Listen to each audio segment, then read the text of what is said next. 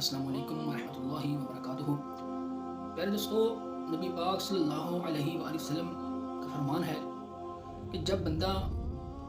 فوت ہو جاتا ہے تو اس کے تمام اعمال اس سے منقطع ہو جاتے ہیں، اس کے تمام اعمال کا سلسلہ اس سے ختم ہو جاتا ہے۔ فرمایا کہ سوائے 3 اعمال کے کہ وہ اعمال اس کے مرنے کے بعد بھی اسے نفع پہنچاتے رہتے ہیں۔ ایک فرمایا کہ وہ علم جس سے فائدہ اٹھایا جائے، یعنی ایسا علم جو اس نے حاصل کیا، علم دین کی بات ہو رہی ہے یہاں پہ، کہ ایسا علم جو اس نے حاصل کیا اور اس نے حاصل کرنے کے بعد اسے آگے لوگوں تک پہنچایا، لوگوں کو سکھایا۔ جیسے جیسے وہ علم آگے بڑھتا جائے گا اس کو اس کا ثواب پہنچتا جائے گا۔ اور اسی طرح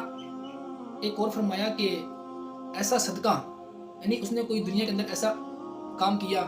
کہ کسی کے لیے اس نے پانی کا ایسا انتظام کروا دیا، پانی کا نل لگوا دیا، کوئی پانی کا کوئی کولر لگوا دیا،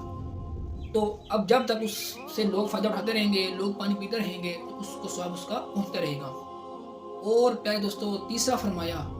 کہ اس کی نیک اولاد، یعنی اگر اولاد اس نے اپنی اولاد کی تربیت اچھی کی، اسے اس کی نیک تربیت کی، تو جب تک اس کی اولاد نیک کام کرتی رہے گی تو اس کا ثواب اس کی اولاد کو بھی ملے گا اور اسے بھی پہنچتا رہے گا۔ اب پیارے دوستو، میں آپ کو ایک نقطہ سمجھانا چاہتا ہوں، یعنی جو دوست کہتے ہیں جی کہ قرآن پاک پڑھ کر ہم اس کا ثواب اپنے والدین کو پہنچاتے ہیں، یا ہم اپنے فلاں قریبی دوست کو پہنچاتے ہیں، رشتہ دار کو پہنچاتے ہیں اس کا ثواب، پہلے دوستوں مجھے بتائیے کہ آپ صلی اللہ علیہ وآلہ وسلم نے فرمایا کہ جب نیک اولاد کوئی بھی نیک عمل کرتی ہے تو اس کا ثواب اللہ تعالیٰ خود بخود اس کے نامہ اعمال میں پہنچا دیتا ہے۔ اب یہاں پہ جو اتنی بڑی محفل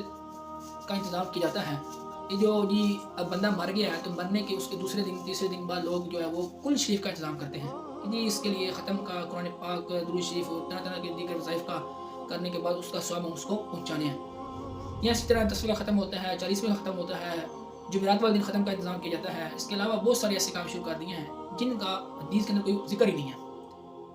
تو بچوں کو بلا کے مدرس کے بچوں کو بلا کے انہیں بٹھایا جاتا ہے، جو انہیں قرآن پاک دیا جاتا ہے کہ جی قرآن پاک پڑھا جائے، سپارے پڑھے جائیں، اور وہ بچے جو ہے وہ 10 منٹ میں، 15 منٹ میں، آدھے گھنٹے کے اندر وہ سارا قرآن پڑھ کر وہ کہتے ہیں جی یہ قرآن پڑھ دیا جائے، اب اس میت کو، اس مردے کو بخشوا دیا جائے۔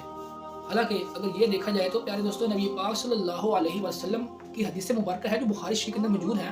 کہ آپ صلی اللہ علیہ وسلم نے اس صحابی کے اوپر بڑا ہی ناراضگی کا اظہار کیا کہ جو صحابی رسول کہہ رہے تھے کہ میرے اندر اتنی طاقت ہے کہ میں روزانہ قرآن پاک پڑھ لیا کروں گا، تو آپ صلی اللہ علیہ وسلم نے اس صحابی کو منع کر دیا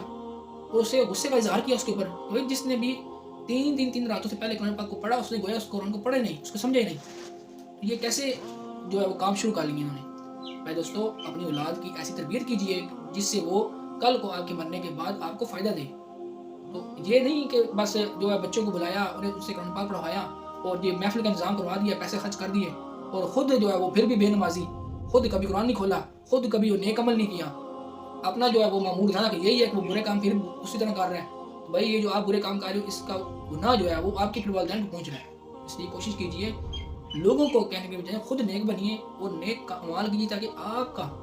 کیا ہوا یہ نیک کام آپ کے والدین کو